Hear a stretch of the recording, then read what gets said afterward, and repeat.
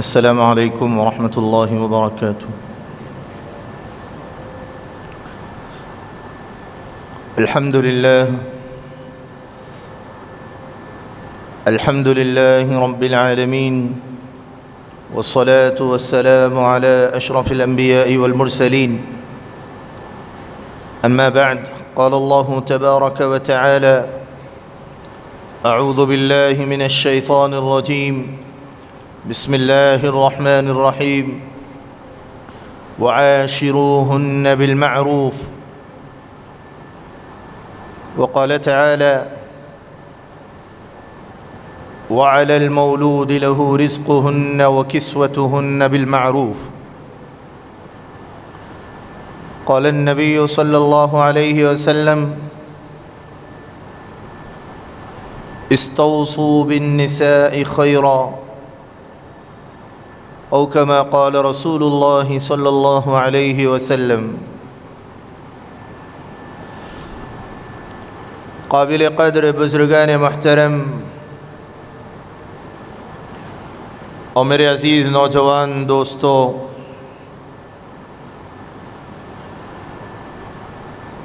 مذہب اسلام ایک عالمگیر مذہب ہے۔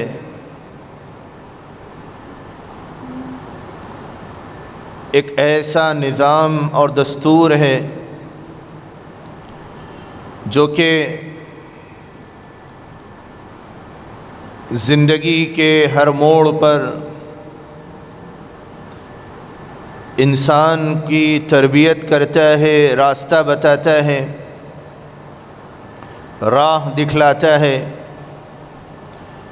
کہ کیسے زندگی گزارے، کس موقع پر کیسے زندگی گزاریں، کس کا کیا مقام ہے، کب اور کس موقع پر کس کے ساتھ کیسا سلوک کریں، یہ سارا درس اسلام نے دیا ہے۔ اور اسلام نے حقوق اللہ کی جہاں اہمیت پر زور دیا ہے کہ نماز ادا کرو، زکوٰۃ ادا کرو، حج ادا کرو، روزہ رکھا کرو، اسی طرح اسلام نے حقوق اللہ کی اہمیت پر بہت زور دیا ہے۔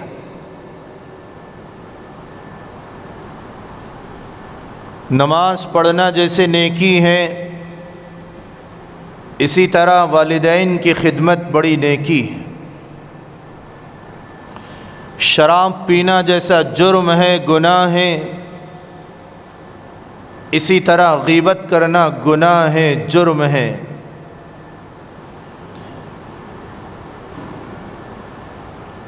شراب جیسے حرام ہے، اسی طرح کسی پر ظلم کرنا حرام ہے۔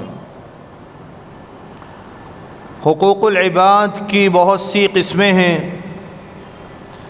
حقوق العباد کی ایک قسم شوہر اور بیوی کے حقوق ہیں۔ شوہر پر بیوی کے کیا حقوق ہیں، بیوی پر شوہر کے کیا حقوق ہیں۔ معاشرے میں آج معاشرتی زندگی کو، گھریلو زندگی کو دین کے تابع ہو کر گزارا نہیں جا رہا ہے۔ نہ مردوں میں اس کا شعور ہے، نہ خواتین میں اس کا شعور ہے۔ مرد احباب بھی بڑے نمازی بنتے جا رہے ہیں اور خواتین میں بھی دینداری ماشاءاللہ آتی جا رہی ہے، لیکن حقوق کے سلسلے میں ایک دوسرے کا کیا حق ہے، ایک دوسرے کی کیا ذمہ داری ہے، کل قیامت میں حقوق کے بارے میں کیا سوال ہونے والا ہے، اس سلسلے میں بہت زیادہ کوتاہی ہو رہی ہے۔ شوہر اور بیوی کے حقوق اتنے زیادہ ہیں کہ قرآن کریم میں جگہ جگہ اللہ رب العزت نے شوہر اور بیوی کے بارے میں اور ان کے رشتے کے بارے میں اور ان کے حقوق کے بارے میں اور ایک دوسرے پر انصاف کے ساتھ چلنے کے معاملے میں اور پھر خاوند اپنی بیوی کے ساتھ نرمی کا معاملہ کرنے کے بارے میں اور پھر اس کے سارے اخراجات اور اس کی ساری ضروریات کا پورا کرنے کا کفیل اللہ نے شوہر اور خاوند کو بنایا ہے، ان ساری تفصیلات کو قرآن نے اپنی آیات میں واضح کر کے بتلا دیا ہے۔ قرآن کریم میں اللہ رب العزت نے فرمایا وَعَاشِرُوهُنَّ بِالْمَعْرُوفِ، عورتوں کے ساتھ نرمی کا معاملہ کرو، بھلائی کا معاملہ کرو، خیر کا معاملہ کرو۔ اللہ نے امر دیا ہے، حکم دیا ہے۔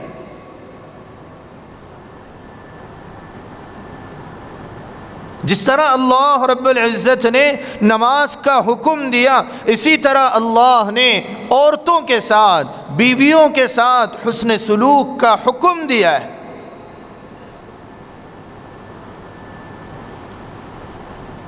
ایک مرد نکاح کرتا ہے، نکاح کے بعد مہر کی ذمہ داری مرد پر ہے، عورت پر نہیں۔ لڑکے پر ذمہ داری کہ وہ لڑکی کا مہر ادا کرے۔ نکاح کے بعد ولیمے کی ذمہ داری مرد پر ہے، عورت پر کوئی ذمہ داری نہیں ہے۔ شادی کا کھانا اور پھر فلاں فلاں یہ سارے ہندوانہ رسومات ہیں، ولیمہ سنت ہے اور مرد پر اور لڑکے پر اس کی ذمہ داری۔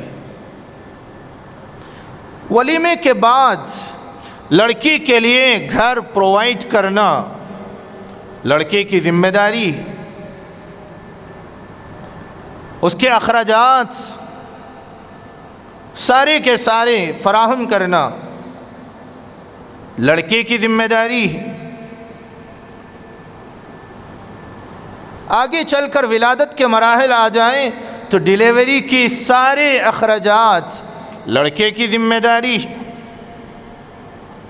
غرض یہ کہ نکاح کے لیے کوئی لڑکا اگر تیار ہوتا ہے تو پھر نکاح کے بعد کے تمام اخراجات لڑکے پر ہے، لڑکی پر کوئی ذمہ داری نہیں۔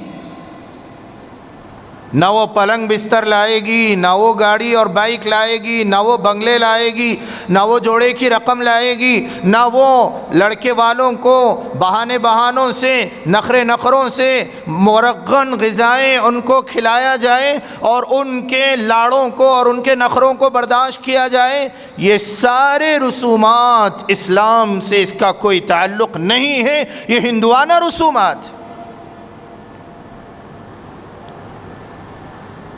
لڑکی آئے گی تنہا، طرح طرح کے بہانوں سے جو مانگا جاتا ہے، یہ دیا جائے وہ دیا جائے، فہرست بھیجی جا رہی ہے اور بہت ہی بے شرمی کے ساتھ مانگا جا رہا ہے۔ لڑکے کو یہ گاڑی بڑے شوق سے چلانا پسند ہے، ٹو ویلر پہ گیا تو اس کا رنگ کالا ہو جاتا، جل جاتا، ایک اچھی کار اس کو دی جائے۔ بھکاریوں کے ایک نئے نئے انداز ہوتے ہیں مانگنے کے، تو طرح طرح سے مانگنے کا ایک رواج فیشن بن گیا ہے معاشرے میں، حالانکہ مانگنا ذلت ہے، ذلت۔ نبی رحمت صلی اللہ علیہ وآلہ وسلم کے فرامین میں سے ایک فرمان کا خلاصہ یہ بھی ہے کہ کوئی گھوڑے پر سوار ہو کر جا رہا ہے، راستے میں اس کا کوڑا اگر زمین پر گر جائے، فرمایا کہ اگر کسی گزرنے والے سے یوں کہا جائے کہ بھئی میرا کوڑا اٹھا کر دے دو، فرمایا یہ بھی مانگنا ہے اور یہ بھی ذلت کی ایک قسم ہے۔ فرمایا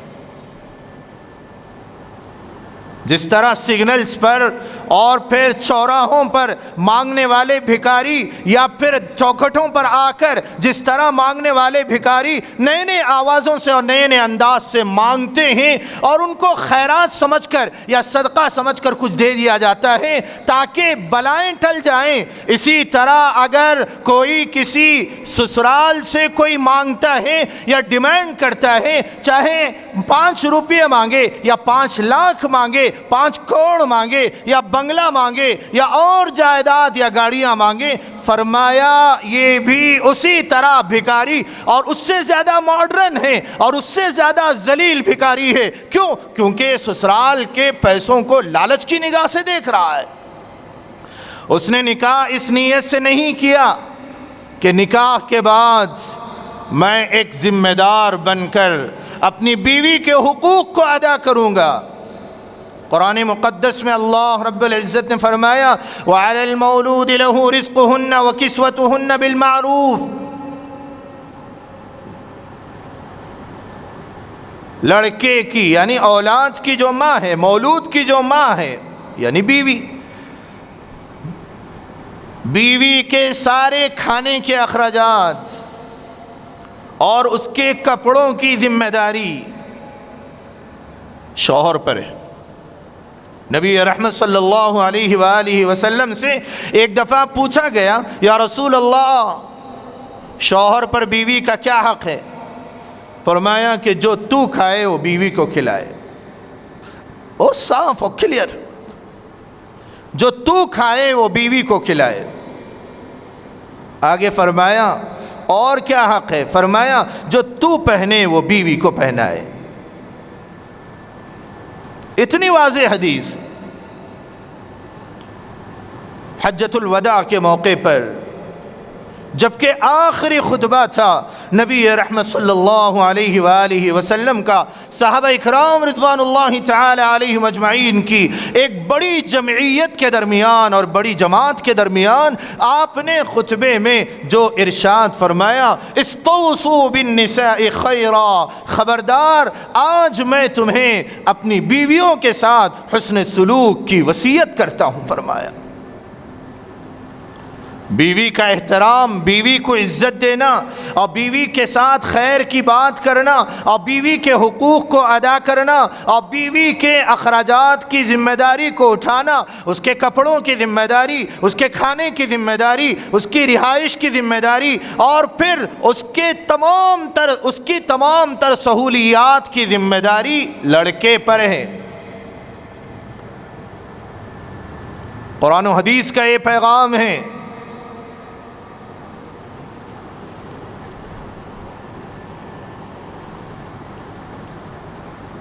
لیکن موجودہ معاشرے کا اگر جائزہ لیا جائے، موجودہ مسلم معاشرے کا جائزہ لیا جائے تو بدقسمتی سے یوں کہہ لیجئے ہمارے پاس چونکہ جوائنٹ فیملی سسٹم ہے، زیادہ تر مکانات میں ایک ساتھ میں رہتے ہیں، 4 بھائی 5 بھائی ایک ہی جگہ رہتے ہیں۔ حالانکہ عہد نبوی میں ایسا نہیں ہوتا تھا۔ یہی وجہ ہے کہ آج بھی عربوں میں یہ مزاج نہیں ہے، نکاح کے بعد اس کو الگ کر دیا جاتا ہے۔ جوائنٹ فیملی سسٹم میں جو بہت سی اچھائیاں، یقیناً اس کی بہت سی اچھائیاں بھی ہیں لیکن بہت سی خرابیاں بھی ہیں۔ نکاح کے جو مقاصد ہیں، نکاح کا ایک مقصد یہ ہے کہ میں اپنی عفت اور اپنی نگاہوں کی حفاظت کر پاؤں گا، اپنے ایمان کو بچا پاؤں گا، گناہ کی طرف قدم بڑھنے سے رک جائیں گے، اللہ کا نافرمان نہیں بنوں گا۔ نکاح کا ایک مقصد یہ ہے کہ اللہ رب العزت حلال طریقے سے اولاد کی نعمت عطا فرمائیں گے۔ نکاح کا ایک مقصد یہ ہے کہ میں ایک صحیح باپ بن کر اپنی اولاد کی صحیح تربیت کرنے کا موقع پاؤں گا۔ نکاح کا ایک مقصد یہ ہے کہ جس کے لڑکیاں جیسے ہوں تو ان کی صحیح تربیت کر کے، اگرچہ ایک لڑکی ہی کیوں نہ ہو، ان کی صحیح تربیت کر کے جنت میں اللہ کے نبی رحمت دو عالم صلی اللہ علیہ وآلہ وسلم کا پڑوسی بننے کی سعادت پاؤں گا۔ نکاح کے یہ مقاصد ہوتے ہیں۔ نکاح کے ذریعے سے ایک اچھا معاشرہ وجود میں آئے، نکاح کے ذریعے سے ایک اچھا خاندان وجود میں آئے، نکاح کے ذریعے سے ایک نئی تربیت کی آماج گاہ وجود میں آئے، نکاح کے ذریعے سے ایک نئی نسل وجود میں آئے جو معاشرے کی خرابیوں کو دور کرے، اسلام کا جھنڈا بلند کرے۔ یہ مقاصد ہوتے ہیں اس نکاح کے۔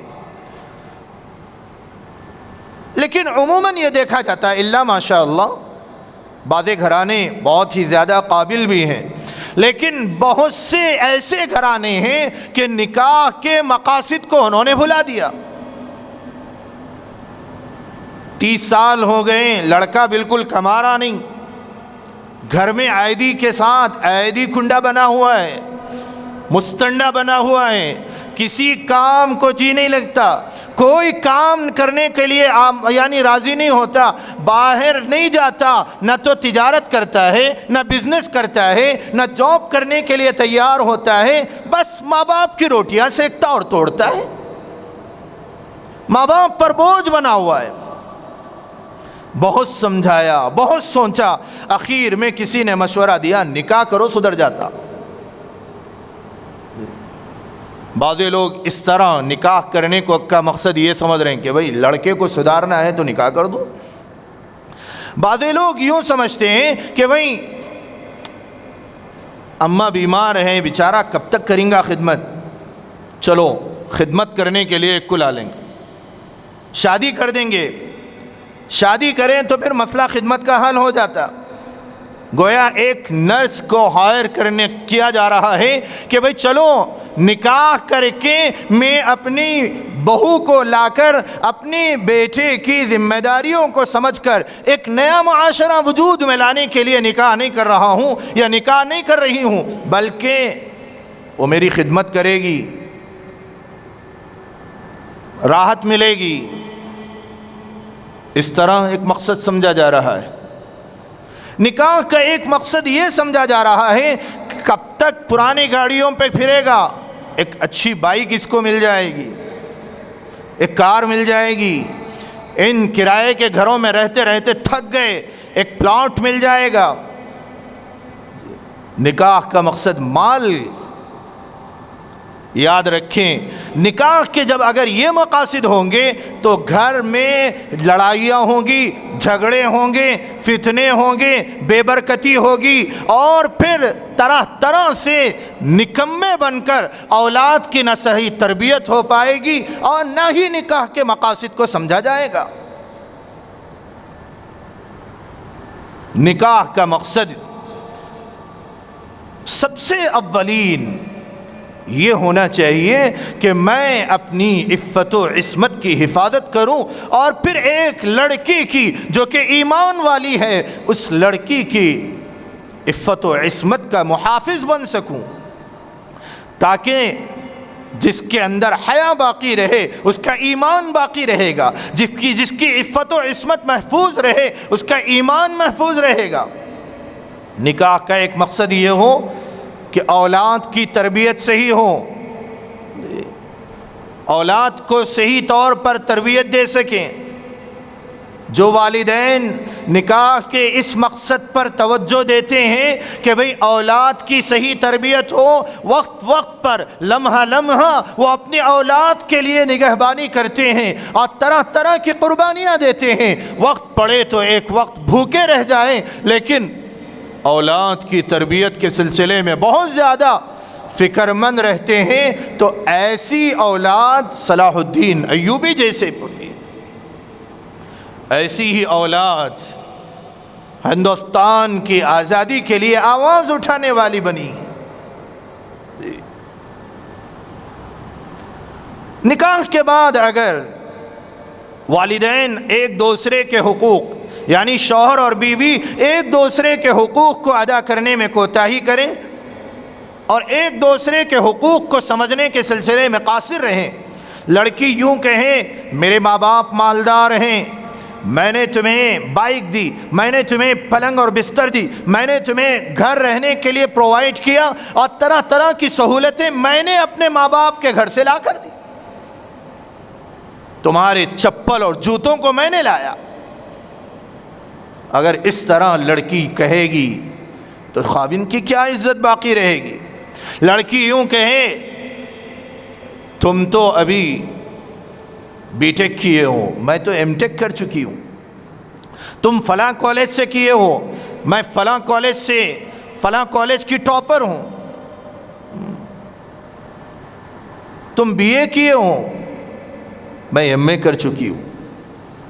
اگر تعلیم کے تفاوت کو دیکھ کر یوں کہا جائے کہ بھئی ایک دوسرے کی خدمت کو لازم و ملزوم قرار دیا جائے اور بیوی یوں کہے کہ خاوند میرے اشاروں پر اٹھے اور بیٹھے، شوہر یوں کہے بیوی میرے اشاروں پر ناچے، تو گھر تباہ ہو جاتا ہے، لڑائیاں ہو جاتی ہے۔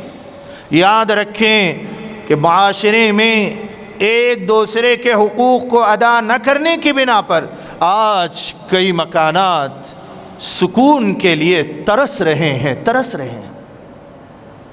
سکون اجڑ چکا ہے۔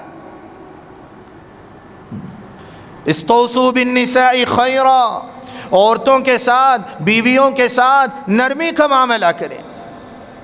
یہ یاد رکھیں، بعض نوجوان یوں کہتے ہیں میں غلط برداشت نہیں کرتا ہوں، تو کیا صحیح برداشت کرنے کے لیے ہوتا ہے؟ غلط ہی کو برداشت کرنے کا نام صبر ہے، غلط چیز اور غلط باتوں کو برداشت کرنے کا نام صبر ہے۔ صبر کا اجر اچھی چیز کو برداشت کرنے پر نہیں ملا کرتا، اچھی چیز تو برداشت ہی نہیں ہوتی، وہ تو یوں ہی برداشت ہو جاتی، اس کو برداشت نہیں کیا جاتا ہے۔ یاد رکھیں، سینکڑوں نوجوان نکاح کے مقاصد کو سمجھے بغیر نکاح کر رہے ہیں، یا تو مال کی لالچ میں، یا جائیداد کی لالچ میں، یا پراپرٹیز کی لالچ میں۔ مہر تک ادا نہیں کیا جا رہا ہے، یا خدمت گزار کی حیثیت سے لڑکی کو بیوی بنانے کے بجائے نرس کے طور پر لایا جا رہا ہے، گھر میں برتن مانجنے کے لیے لایا جا رہا ہے، طرح طرح کے کام کرنے کے لیے لایا جا رہا ہے۔ تو یاد رکھیں، گھر میں کام تو اچھے ہو جائیں گے، برتن تو چمکتے نظر آئے گی، اولاد بگڑ جائے گی۔ برتن تو چمکتے نظر آئیں گے، اولاد بگڑ جائے گی۔ نکاح کا ایک عظیم مقصد یہ ہے کہ اولاد کو چمکایا جائے، اس کو دیندار بنایا جائے، اس کی صحیح تربیت کی جائے اور پھر اس کو ایجوکیٹڈ بنایا جائے۔ وہ کیسے ہوگا؟ جبکہ بیوی اپنے بچوں کی تربیت صحیح طور پر کر سکے، کیونکہ بچپن میں شوہر تو باہر ہی رہتا ہے، یا تو اپنے جاب کے سلسلے میں یا پھر اپنے کاروبار میں، گھر میں رہنے والی بیوی ہوتی ہے۔ اور بہت سی دفعہ ایسے بھی ہوتا ہے کہ سسر کی یا ساس کی خدمت میں اس کو ایسے لگا دیا جاتا ہے کہ بھئی ساس کو چائے بنانا ہے، ان کے کپڑے دھونے ہیں، ان کی خدمت کرنی ہے، سسر کی اس طرح خدمت کرنی ہے، اور پھر بات بات پر ان کو بریک فاسٹ، ان کو لنچ، ان کو برنچ، ان کو یعنی ڈنر دینا ہے۔ طرح طرح کے کاموں میں اس کو ایسے الجھا دیا جاتا ہے کہ بچوں کو سیل فون پر ڈرامے لگا کر دے دیے جاتے ہیں، وہ بچوں کی تربیت سے بالکل دور۔ پھر شام میں آنے کے بعد بچہ بھوکا رہتا ہے تو بیوی پر ظلم کرنے لگتا ہے شوہر، حتیٰ کہ بعض دفعہ ہاتھ اٹھا دیتا ہے اور ظالم شوہر مار بھی دیتا ہے، گالیاں بکنے لگتا ہے اور طرح طرح سے بری باتیں کہنے لگتا ہے۔ نتیجہ یہ ہوتا ہے معصوم بچے اپنے خاوند کو دیکھتے، اپنے ابو کو دیکھتے ہیں کہ وہ ماں کے ساتھ انتہائی بد زبانی اور بد کلامی کر رہا ہے، اور پھر ماں آنکھ سے، یعنی بچوں کی ماں آنکھ سے آنسو بہا رہی ہے۔ معصوم بچے کل بڑے ہو کر لیڈرشپ نہیں کریں گے بلکہ غلام بن کر آگے وہ بھی زندگی گزاریں گے۔ ان کے مقدر میں غلامی بن کر جینا، غلام بن کر جینا ہوگا کہ طرح طرح کی باتوں سے وہ ڈر جائیں گے، ڈرپوک ہوں گے، کوئی کام کرنے والے نہیں بن سکیں گے وہ۔ اس کا مطلب یہ نہیں کہ لڑکیوں پر ساس اور سسر کی، خسر کی اور اسی طرح گھر میں اور رہنے والوں کی خدمت نہیں ہے۔ یاد رکھیں، آج اسی سوچ نے، یک طرفہ سوچ نے لڑکیوں کو گھمنڈ میں مبتلا کر دیا، غرور میں مبتلا کر دیا، تکبر میں مبتلا کر دیا۔ نتیجہ یہ ہو رہا ہے کہ آج زبان کی تیزی کی بنا پر بات بات پر جھگڑے ہو رہے ہیں، اور یوں کہا جا رہا ہے کہ بھئی میں ان کی خدمت نہیں کروں گی، میں ان کی خدمت نہیں کروں گی۔ نتیجہ یہ ہو رہا ہے بعض ایسی تعلیم یافتہ ہو کر جاہل رہنے والی لڑکیوں کے نکاح کے بعد سارا خاندان ٹوٹ رہا ہے، باپ اپنے بیٹوں سے الگ ہو رہا ہے، باپ اپنی بہو کے نتیجے میں بیٹیوں سے الگ ہو رہا ہے، اور پھر ننندیں اپنے ماں باپ سے ملنے کے لیے ترس رہی ہیں لیکن وہ اپنے گھر نہیں جا پا رہی ہیں۔ کیوں؟ بھاوچ کا ظلم اتنا بڑھ رہا ہے کہ وہاں جانے کے لیے نندیں ڈر رہی ہے، کہیں جائے تو کوئی کیس نہ لگا دے، لڑنے آئی تھیں۔ اور پھر بعض جگہ یہ بھی ہو رہا ہے کہ اکلوتا بیٹا، اکلوتی بہو، لیکن اس نے انصاف کو قائم کرنے کے بجائے نہ تو لڑکے کو اتنی عقل تھی کہ وہ دین کو صحیح طور پر پڑھتا اور سمجھتا، اور وہ والدین کو ان کا مقام دیتا، بہنوں کو ان کا مقام دیتا، بیوی کو اس کے مقام پر رکھتا، نہیں، سارا مقام اٹھا کے اس نے بیوی کو دے دیا۔ نتیجہ یہ ہوا کہ بہنوں پر ظلم ہو رہا ہے، ماں باپ پر ظلم ہو رہا ہے، سارا خاندان تباہ ہو رہا ہے، لڑائیاں وجود میں آ رہی ہے، جھگڑے بڑھتے چلے جا رہے ہیں، اور پھر ظلم و تشدد بڑھ بڑھ کر طلاق کی نوبتیں آ رہی ہیں، یا پھر ماں باپ اولڈ ایج ہوم میں چلے جا رہے ہیں۔ میرے عزیز نوجوانوں، اسلام کو صحیح پڑھیے، اسلام کا صحیح مطالعہ کریے، اور اسلام کو صحیح فالو کریے، اور اسلام کے نظام شریعت کو فالو کرنے کے لیے نبی رحمت صلی اللہ علیہ وآلہ وسلم کی ازدواجی زندگی، آپ کی میرج لائف کو پڑھیے کہ اللہ کے نبی علیہ السلام کی ازدواجی زندگی کیسے تھی۔ ایک نہیں، دو نہیں، 9 اور 11 بیویوں کے درمیان اللہ کے نبی نے انصاف کو قائم کر کے دنیا کو بتایا کہ دیکھو انصاف اس طرح قائم کیا جاتا ہے۔